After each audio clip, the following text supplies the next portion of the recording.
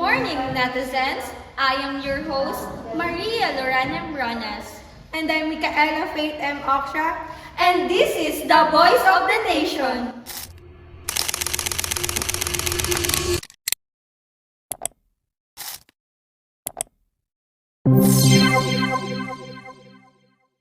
Sis, do you know who are the guests for today? I don't have any idea who's the guest for today, but I'm really excited to meet them today and also our netizen who's watching now.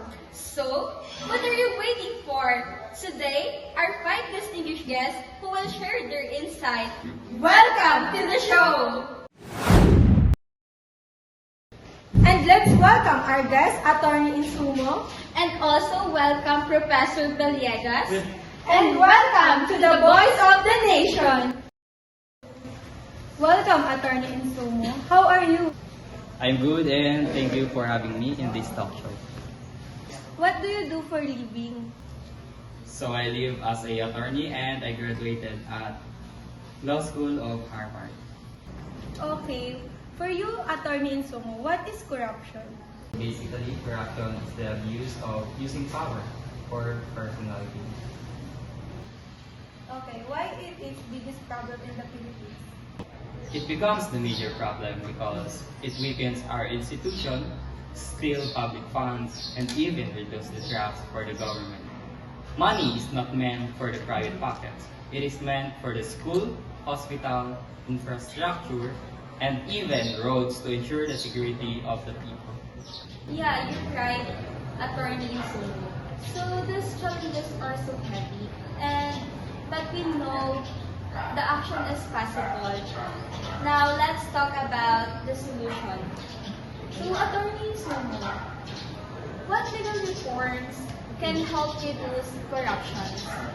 To reduce corruption, we need to stricter enforcement of anti-corruption laws, faster court processes, and protection for whistleblowers. The law must apply equally to everyone. Welcome to the Voice of the Nation, Professor Villegas. It's an honor to have this opportunity to interview you, Professor. So, how has your week been so far? I'm good, and I'm busy about my works and so many struggle about life. And As we tackle this critical issue, Professor Villegas, let's start by understanding the root causes from different viewpoints. So, Professor Villegas, from a political perspective, why does corruption continue to exist? I think corruption persists because of weak law enforcement, political dynasties, and transparency. Sometimes a culture of patronage politics. When accountability is low, corruption thrives. Okay, Professor Villegas, I have additional question for you. How role does transparency play? Transparency is crucial. Public access to government and spending records and digital system can reduce opportunities for corruption. Thank you so much, Attorney Insumo and Professor Villegas, for coming in our segment and sharing your knowledge and advocacy about corruption.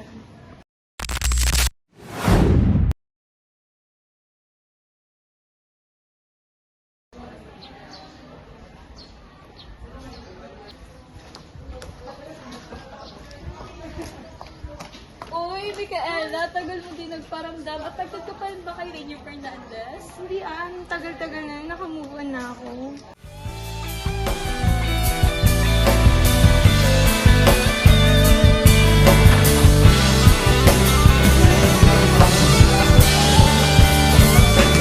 Ko'y alipin mo kahit hindi batid.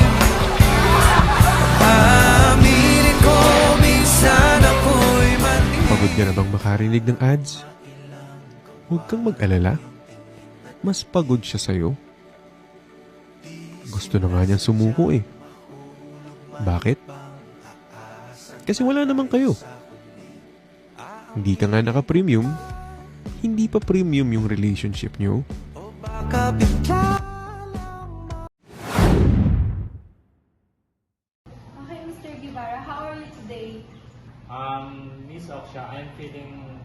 good right now, but aren't this in my advocacy as a youth leader. Okay, Mr. Guevara. As a youth leader, how does corruption affect young Filipinos? Well, for me, Miss Oksha, corruption limits opportunities for the youth. Funds for education, scholarships, and job program are reduced. It's also discouraged young people from trusting the system, which affects civic participation. Thank you for that insight on our youth, Mr. Guevara. Their future is really at stake here. So now, Mr. Guevara, what can the youth do? Well, Ms. Ronas, the youth can stay informed, vote wisely, speak out against injustice. Social media can be a powerful tool for awareness and accountability. Okay, Mr. Pascual. How can business contribute? Well, it's create unfair competition. Some businesses pay bribes to get permits faster or win contract. Honest entrepreneurs struggle because the system isn't always fair. Now, shifting our focus to the business sector, Mr. Pascual, how does corruption affect business? Will Miss Oksha, businesses should refuse to participate in bribery and support ethical practices. Industry groups can promote clear governance. PPCI, or known as MATS, is one of the schools here in the city of Puerto Princesa. Many students study here in PPCI.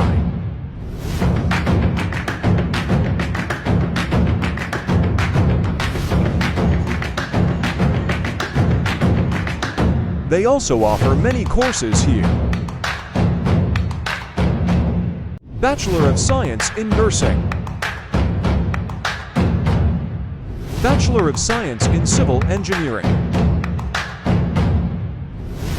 Bachelor of Science in Customs Administration,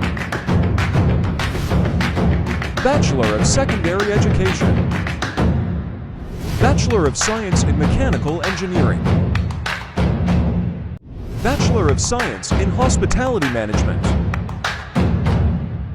Bachelor of Science in Computer Science. He also offers scholarships for students. If you want to be a PPCI student, enroll here and be part of our school. What are you waiting for? Come and join us. For more info, just visit and follow the page of Palawan Polytechnic College Incorporated.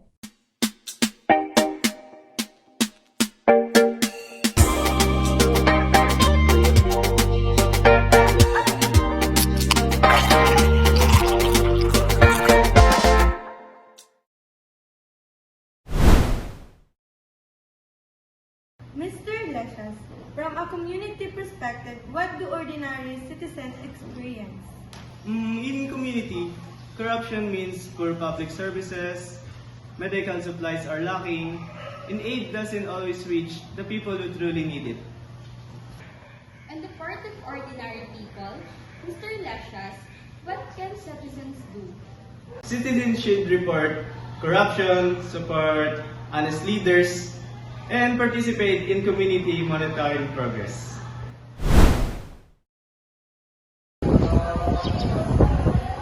Thank you to our viewers. Let's continue working together for a better Philippines. Once again, this is the voice of the nation.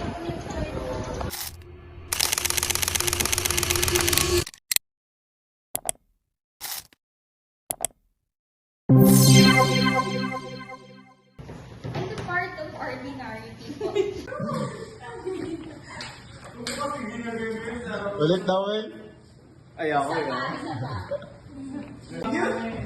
Pang bloopers, pang bloopers.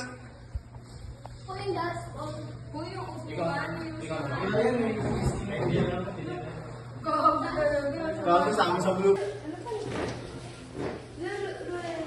Ano bang ano? Ano bang maganda pang tapos din? Uy! Uy! Uy! Uy! Ay, hindi na lang kayo ni Oksha. Magtapos. And thank you for Thank you for watching. This is the voice of the nation. That's all. Thank you for watching. This is Thank you for watching. And again, this is the voice of the nation.